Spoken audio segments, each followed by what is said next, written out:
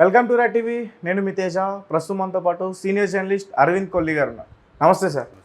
So మళ్ళీ తెరపైకి Kaleshwaram project గురించి వచ్చింది. సో ఈసారి ఎవరో కాదు గుర్తు చేసింది కవిత గారు. సో కాళేశ్వరం ప్రాజెక్ట్ కేసీఆర్ గారి వల్ల ఫెయిల్ అయిందనేది తెలంగాణలో బాగా వినిపిస్తున్న వార్త ఇది. సో అంటే ఒక రకంగా కాళేశ్వరం ప్రాజెక్ట్ వల్ల ఆయన ఓడిపోయారంటూ కూడా చెప్తారు చాలామంది. అనేక ఆరోపణలు వస్తున్నాయి కేసీఆర్ గారి పైన.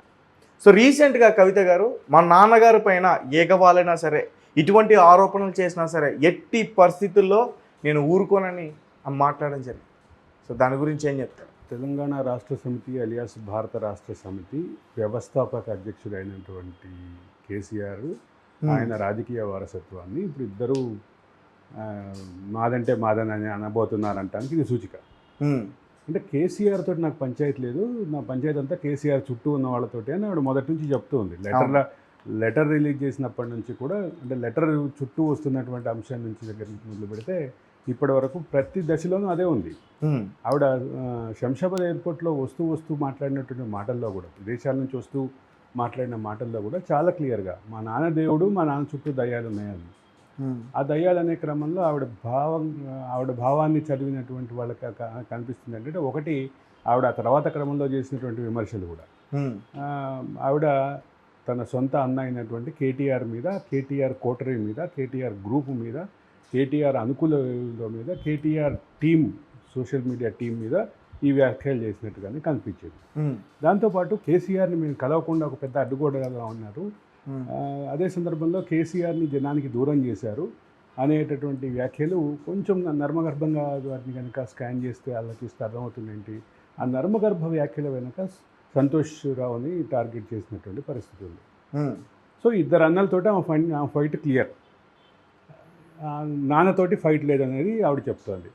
అదే సందర్భంలో ఆ తర్వాత క్రమంలో కూడా ఆవిడ ఆ వ్యాఖ్యల ఉధృతిని గమనిస్తే ఎక్కడ కేసీఆర్ మీద ఆవిడ అసంతృప్తిగా ఉన్నట్టుగా కనిపించాలని అనుకోవట్లేదు. ఒకవేళ అంటే పార్టీ కనుక పెట్టిన, నేను ఈ మధ్య ఒక 3-4 రోజుల క్రితం మన దగ్గరే చెప్పాను, ఆవిడ కనుక ఒకవేళ రాజకీయ పార్టీ పెట్టాల్సి వస్తే ఆ రాజకీయ పార్టీకి ఫేసింగ్గా కేసీఆర్ని పెట్టుకునే అవకాశాలు చాలా ఉన్నాయి.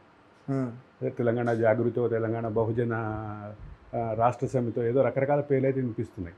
ఆమె పెట్టబోయే పార్టీ టీఆర్ఎస్, తెలంగాణ జాగృతి పేర్లు వినిపిస్తున్నాయి. ఒకవేళ అది కనుక ఆచరణ సాధ్యమైనా కానీ చివరికి కేసీఆర్నే ఆవిడ తనకు ఐకానిక్ పర్సనాలిటీగా పెట్టుకుని ఆవిడ ఇంకో మాట కూడా చెప్పారు. తెలంగాణ జాగృతి ఏర్పాటు చేసింది ఒకటి కేసీఆర్, రెండు మన ప్రొఫెసర్ జయశంకర్. అది వీళ్ళిద్దరి కోసమే, వీళ్ళిద్దరి ఇన్స్పిరేషన్ తోటే, వీళ్ళిద్దరి మైండ్ స్టడీ చేసి నేను పెట్టాను అని చెప్పింది. సో తెలంగాణ జాగృతిని కనుక ఆవిడ మళ్ళీ ఉధృతం చేసిన అవకాశం అయితే ఉంది. అయితే రాజకీయ పార్టీయా, రాజకీయ విధానమా, ఇదే పార్టీలో ఉండి రెబల్గా ఉంటుందా, ఇవన్నీ కాసేపు పక్కన పెడితే ఆవిడ కేసీఆర్ మీద నేను ఇక వాళ్ళని ఊరుకోదు, కేసీఆర్ తెలంగాణకు ఐకానిక్ లీడర్, అట్లాంటివన్నీ కేసీఆర్ని టార్గెట్ చేస్తూ కాళేశ్వరంని ఫెయిల్యూర్ ప్రాజెక్టుగా చూపించి, కాళేశ్వరం ప్రాజెక్టు ఫెయిల్యూర్కి కేసీఆర్ని కారణంగా చూపించేటటువంటి ప్రయత్నం జరుగుతుందని ఆవిడ చెప్తుంది. ఇంతవరకు క్లియర్. ఆవిడ కేసీఆర్ వెనక నేను ఉన్నాను అనే మాటని కొంచెం గట్టిగా చెప్పింది.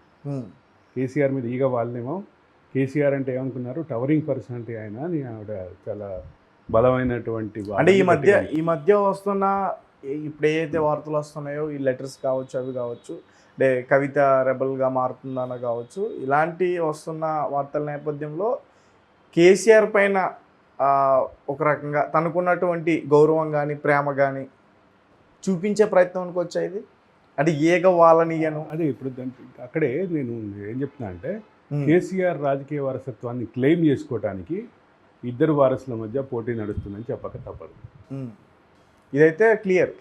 కేసీఆర్ వారసత్వం, ఇప్పుడు కేసీఆర్ వారసత్వం అనే దగ్గరికి వచ్చేసరికి, రాజకీయ వారసత్వం దగ్గర కేసీఆర్ బహిరంగంగా అనేక సందర్భాల్లో చెప్పారు, నాకు ఇద్దరిలోనూ కూతురు అంటే ఎక్కువ ఇష్టం అని.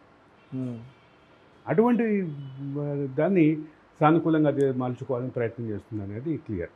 అయితే ప్రపంచమంతా ఏం చూస్తుంది, 5వ తారీఖు కేసీఆర్ కమిషన్ ముందు ఏం చెప్తారు, కాళేశ్వరం పైన ఏర్పడిన పీసీ ఘోష్ కమిషన్ ముందు ఏం చెప్తారు, తర్వాత మళ్ళీ బయటకు వచ్చిన తర్వాత ఆయన పెడతారు అని ఊహాగానం, ఏదైతే ప్రెస్ మీట్ పెడతారని ఊహాగానం ఏది ఉందో టీఆర్ఎస్ భవన్లో ఓపెన్ ప్రెస్ మీట్ పెడతారని ఊహగానే ఉందో ఆ ప్రెస్ మీట్లో లేవనెత్తే కవిత గురించి, కవిత రాజకీయ విధానాల గురించి, విమర్శల గురించి, లేఖ గురించి జర్నలిస్టులు లేకపోతే ప్రశ్నలకి ఏం సమాధానం చెప్తారని కూడా ప్రపంచం అంతా ఎదురు చూస్తుంది.